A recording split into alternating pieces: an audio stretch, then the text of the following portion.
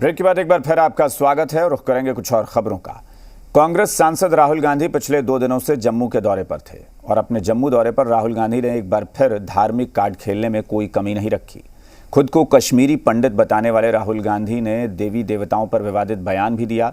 BJP ने राहुल गांधी के भाषण पर सवाल उठाए हैं, उनसे माफी मांगने को कहा है।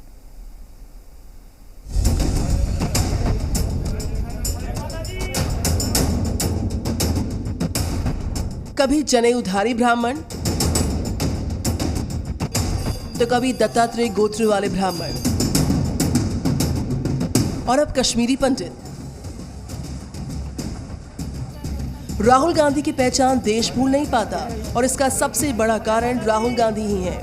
वो खुद ही देश को अपनी पहचान बार बार याद दिलाते रहते हैं। शुक्रवार को राहुल गांधी ने खुद को कश्मीरी पंडित बताते हुए एक बार फिर से अपनी पहचान देश को याद दिला दी।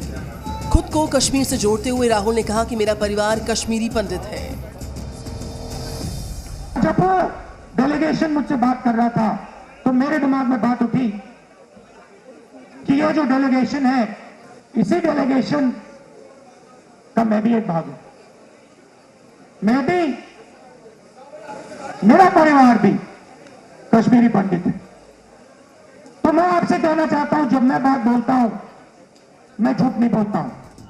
लेकिन राहुल की इस पहचान को लेकर देश थोड़ा सा कंफ्यूज हो जाता है, क्योंकि राहुल गांधी अक्सर अपनी पहचान बदल लिया करते हैं। 2017 के गुजरात विधानसभा चुनाव के प्रचार के दौरान राहुल गांधी को कांग्रेस ने जनेऊधारी ब्राह्मण और शिव भक्त बताया था।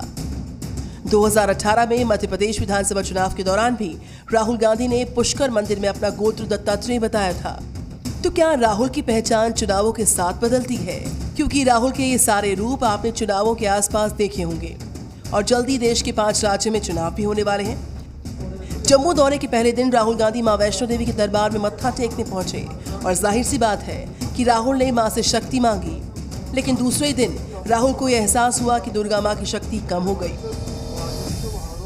जो किसानों के नए कानून आ रहे हैं, उन कानूनों से दुर्गा माता की शक्ति बढ़ी। हिंदुस्तान के हर इंस्टीट्यूशन में, हर कॉलेज में, हर स्कूल में आरएसएस का व्यक्ति बैठाया जाता है तो सरस्वती माता की शक्ति बढ़ती है या घटती है? तो ये हो क्या रहा है? बीजेपी ने राहुल के इस विवादित बयान पर कड़ी आपत्ति जताई है। आपने आज कहा कि दुर्गा मां की शक्तियां घट गई हैं नरेंद्र मोदी जी के काल में। राहुल जी, आप समझ नहीं पाएंगे, मगर फिर भी ये हमारा कर्तव्य है कि आपको हम समझाएं। मां दुर्गा, मां लक्ष्मी और मां सरस्वती की, मां वैष्णव देवी की शक्तियां कभी क्षीण नहीं होती है। उनकी शक्तियां सदैव ही मार्गदर्शक शक्तियां होती हैं। वो पृथ्वी की सर्वोच्च शक्तियां होती हैं। राहुल गांधी ने अपने भाषण में नोटबंदी पर सरकार को घेरा, लेकिन सरकार को घेरते घेरते वो खुद ही विवादों में घिर बैठे। अब आप बताइए, नोटबंदी से हिंदुस्तान में मां लक्ष्मी की शक्ति बढ़ी या घटी? बढ़ी या घटी? जोर से बोलिए, आप कांग्रेस के कार्यकर्ता हो। बढ़ी या घटी? घटी। मुझे आश्चर्य होता है, चंद दिनों पहले आपने जीएसटी का कंपैरिजन गब्बर सिंह के साथ किया था। जिस जीएसटी कंपैरिजन आप गब्बर सिंह से कर रहे थे, आज आप उसी जीएसटी का कंपैरिजन मां लक्ष्मी के साथ कर रहे हैं। ये आखिर हमारी भावनाओं के साथ आप खिलवाड़ क्यों कर रहे हैं? कश्मीर से खुद को जोड़ने की जल्दबाजी में राहुल भूल गए कि 90 के दशक में जब कश्मीरी पंडितों को विस्थापित किया गया था, उस समय उनकी ही सरकार थी और साल 2014 तक उनकी पार्टी केंद्र की सत्ता पर काबिज थी। लेकिन कश्मीरी पंडितों के लिए उनकी सरकार ने कुछ नहीं किया।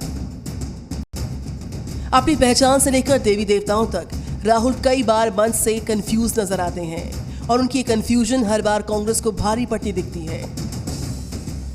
लेकिन राहुल है कि मानते ही नहीं। ब्यूरो रिपोर्ट, जी मीडिया।